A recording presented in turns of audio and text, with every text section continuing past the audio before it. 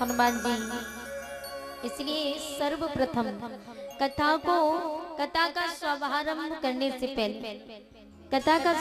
करने से पहले हनुमान चालीसा को कहते हैं। इसीलिए कहते हैं हनुमान जी को मनाने के लिए कि हनुमान जी कहीं रूठ न जाएं और हमारी कथा में विघ्न न डाल दें।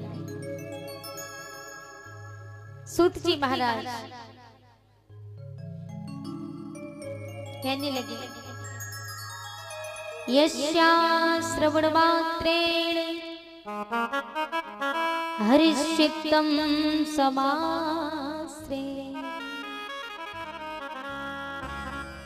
जिस समय कथा का श्रवण कराते हैं तो कहा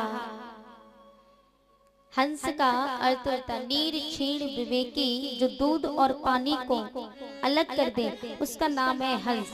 इसी प्रकार जब भी कथा को श्रवण करें, सत्संग को श्रवण करें तो किस प्रकार की बुद्धि हो, सत्य और असत का जो विवेक रखती हो, सत्य और असत का विवेक रखने वाली बुद्धि हो, उस बुद्धि का नाम क्या है? पंडा बुद्धि।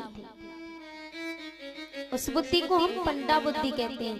सत्य असत विवेकनीय बुद्धि पंडा, सा अस्य संजिता सपंडित। पंडित शब्द का अर्थ क्या है? जिसकी बुद्धि में सत्य असत दोनों का विवेक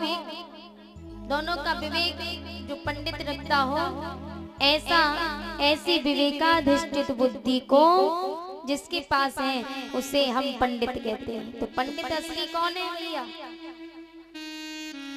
आजकल पंडित कहने को तो हर कोई बन जाता है, लेकिन असली पंडित वही है जो सत्य और असत का विवेक रखता हो, उसको हम पंडित कहते हैं और उसी को हम पंडा बुद्धि भी कहते हैं। तो सबसे पहले कथा में पंडित से ही मुहूर्त निकलवाया जाता है। अब श्री सूत जी महाराज कहते हैं, सौनकादिक ऋषियों ने कहा कि प्रभु अब हमें आप कथा सुनाओ।